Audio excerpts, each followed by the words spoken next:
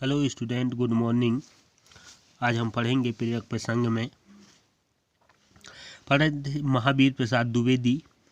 इनमें इनका ज्ञान और प्रयत्न साधना। ठीक है, हमने पढ़ा था कि महावीर प्रसाद द्विवेदी अपने छात्र जीवन में बहुत सारी कठिनाइयों का सामना किया। उन्होंने 13 वर्ष की उम्र में 26 मील दूर पढ़ने के लिए वो जाते थे। सारा सामान अपने पीठ पर लाद कर ले जाते थे। फिर उन्होंने हिंदी के अतिरिक्त संस्कृत, उर्दू, अंग्रेजी व फारसी का ज्ञान प्राप्त कर लिया था। इनकी स्कूली शिक्षा फतेहपुर और उन्नाव में पूरी हुई। स्कूली शिक्षा के बाद वे जीआरपी रेलवे में तारबाबू बने। ज्ञान, लिप्सा और सतत प्रयत्न के आधार पर उनकी पदोन्नति हुई।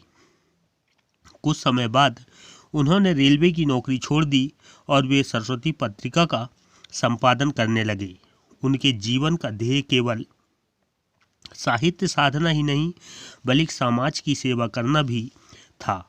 ठीक है, अब यहाँ पर है कि जब स्कूली शिक्षा पूरी हो गई तो स्कूली शिक्षा के बाद वे जीआरपी रेलवे में तारबाबू बन गए, अर्थात रेलवे में नौकरी की। ज्ञान, लिप्सा और सतत प्रयत्न के आधार पर, ठीक है, उन्होंने एक सिद्धांत बनाया था कि सतत प्रयत्न करते रहना चाहिए। तो ज्ञान की जिज्ञासा और सतत प्रयत्न, हमेशा प्रयत्न करने के आधार पर उनकी पदोन्नति होती रही। उस पोस्ट में जब थे रेलवे में तारबाबू के, तो यहाँ पर इनकी जो पदोन्नति है वो होती गई। कुछ समय बाद उन्होंने रेलवे की नौकरी छोड़ दी। ठीक है, और कुछ समय बाद फिर रेलवे की नौकरी छोड़ दी और फिर वे सरस्वती पत्रिका का संपादन करने लगे। फिर इन्होंने एक पत्रिका का संपादन कार्य, सरस्वती पत्रिका का संपादन कार्य इन्होंने शुरू किया और उसको करने लगे। उनके जीवन का ध्येय केवल साहित्य साधना ही नहीं बल्कि समाज की सेवा करना भी था। ठीक है, उन्होंने एक सिद्धांत बनाया कि सिर्फ साहित्य का साधना ही नहीं करना है बल्कि क्या करना है, समाज की सेवा भी करना है।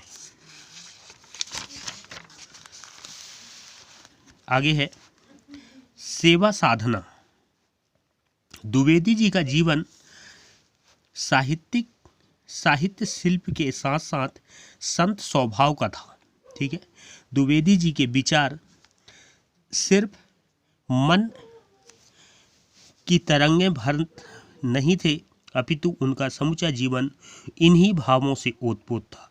ठीक है, आगे इनका जो कार्य है सेवा साधना, कि वो किस तरह के सेवा साधना करते थे, सेवा करते थे। तो जो द्विवेदी जी थे, इनका जीवन साहित्य शिल्प के साथ साथ, साहित्य में तो ये आगे थे, जागरूक थे, उसके साथ साथ संत स्वभाव का था। इनका जो स्वभाव है सज्जनों के जैसा था, संतों जैसे था। द्विवेदी जी के विचार सिर्फ मन की तरंगे भर नहीं थे। उनका विचार सिर्फ ये नहीं था कि मन में जो तरंगे हैं वो हो, अपितु उनका जो विचार था, अपितु उनका समूचा जीवन इन्हीं भावों से ओतप्रोत था। पूरे जीवन में उन्होंने अपने साहित्य, संत स्वभाव, ठीक है, सारे जीवन में इन्हीं भावों से भरा हुआ था, प्रेरित था। एक बार पुरुलिया कुष्ठ आश्रम के बारे में एक लेख पढ़ा। ठीक है, अब आगे बताते हैं कि एक बार एक पुरुलिया कुष्ठ आश्रम है, उसके बारे में एक लेख पढ़ा। पढ़कर जो भाव आए उन्हें संपादक के लिख भेजा। ठीक है, उन्होंने जो भाव पढ़े तो जो संपादक थे वो उनके लिए लिख कर भेजा, भाई तुम्हारा लेख पढ़कर रो पड़ा। मैं बड़ी देर तक विह्वल रहा। मेरे हृदय में अजीब परिवर्तन हो गया। दूसरों का दुख सहज दूर नहीं किया जा सकता। पेंशन के 7 रुपए में से 5 भेज दिए हैं और मन बेचैन है कि 7 रुपए क्यों नहीं भेजी। ठीक है, उन्होंने जब वो आश्रम के बारे में पढ़ा, कुष्ठ आश्रम था, तो उसको संपादन को जब पढ़े तो उन्होंने बताया कि भाई तुम्हारा लेख पढ़कर मैं रो पड़ा। उसमें ऐसी चीज़ें थी, मैं बड़ी देर तक दुखी रहा। ठीक है, और मेरा हृदय अजीब हृदय जो है, हृदय में अजीब सा परिवर्तन हुआ। मेरा जो हृदय है वो परिवर्तित हो गया। दूसरों का दुख सहज दूर नहीं किया जा सकता। वो बताते हैं कि अगर जो व्यक्ति, दूसरे व्यक्ति हैं, अगर वो दुखी हैं तो उनका दुख वो सामान्य रूप से, सहज रूप से दूर नहीं किया जा सकता। पेंशन के 7 रुपये में से 5 भेज दिए हैं। उनको पेंशन के 7 रुपये मिलते थे पेंशन में, ठीक है, उनमें से मैंने 5 रुपये भेज दिया है और मन बेचैन है। मन इसलिए बेचैन है कि वो कहते हैं कि मैंने 7 रुपये क्यों नहीं भेजे।